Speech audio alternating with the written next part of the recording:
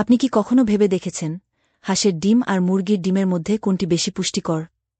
আজকের ভিডিওতে আমরা এই দুই ধরনের ডিমের পুষ্টিগুণ নিয়ে কথা বলবো এবং জানাবো কোনটি আপনার জন্য ভালো। প্রথমেই আমরা দেখব এই দুই ধরনের ডিমে কি কি পুষ্টি উপাদান থাকে। প্রোটিন। মুরগির ডিমের তুলনায় হাঁসের ডিমে প্রোটিনের পরিমাণ একটু বেশি থাকে। একটি হাঁসের ডিমে প্রায় 9 গ্রাম প্রোটিন থাকে, যেখানে একটি মুরগির ডিমে প্রায় 6 থেকে 7 গ্রাম প্রোটিন পাওয়া যায়। প্রোটিন আমাদের শরীরের পেশি গঠন এবং মেরামতের জন্য অত্যন্ত গুরুত্বপূর্ণ। ভিটামিন এবং মিনারেল। হাঁসের ডিমে ভিটামিন বি12, ভিটামিন এ, ভিটামিন ডি এবং সেলেনিয়ামের মাত্রা বেশি থাকে। ভিটামিন বি12 রক্তের স্বাস্থ্য এবং স্নায়ুতন্ত্রের কার্যকারিতার জন্য গুরুত্বপূর্ণ।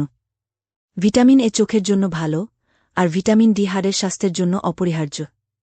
অন্যদিকে সেলেনিয়াম একটি শক্তিশালী অ্যান্টিঅক্সিডেন্ট যা ক্যান্সার প্রতিরোধে সহায়ক। কোলেস্টেরল। হাঁসের ডিমে কোলেস্টেরলের পরিমাণ মুরগির ডিমের তুলনায় প্রায় 3 গুণ। একটি হাঁসের ডিমে প্রায় 619 মিলিগ্রাম কোলেস্টেরল থাকে, যেখানে মুরগির ডিমে থাকে 186 মিলিগ্রাম। তবে হাঁসের ডিমে ভালো কোলেস্টেরল বা এইচডিএল এর পরিমাণও বেশি থাকে, যা স্বাস্থ্যের জন্য উপকারী। হাঁসের ডিমের ক্যালোরি এবং ফ্যাটের পরিমাণ মুরগির ডিমের থেকে বেশি।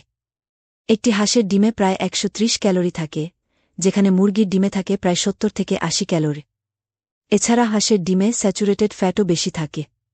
যারা ওজন নিয়ন্ত্রণের চেষ্টা করছেন তাদের জন্য মুরগির ডিম হতে পারে ভালো বিকল্প। হাঁসের ডিমের স্বাদ একটু বেশি, যার কারণে অনেকের কাছেই মুরগির ডিমের তুলনায় হাঁসের ডিম বেশি পছন্দের। তবে মুরগির ডিম সহজে পাওয়া যায় এবং সব ধরনের রান্নায় ব্যবহৃত হয়, যা আমাদের দৈনন্দিন খাদ্যাভ্যাসে বেশ জনপ্রিয়।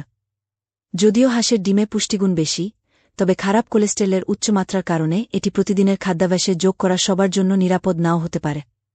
বিশেষ করে যারা হৃদরোগ বা উচ্চ রক্তচাপের সমস্যায় ভুগছেন তাদের জন্য মুরগির ডিম ভালো হতে পারে।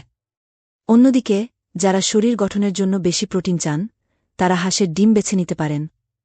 তাহলে কোনটি বেছে নেবেন? এটি নির্ভর করছে আপনার স্বাস্থ্যের চাহিদা এবং ব্যক্তিগত পছন্দের উপর।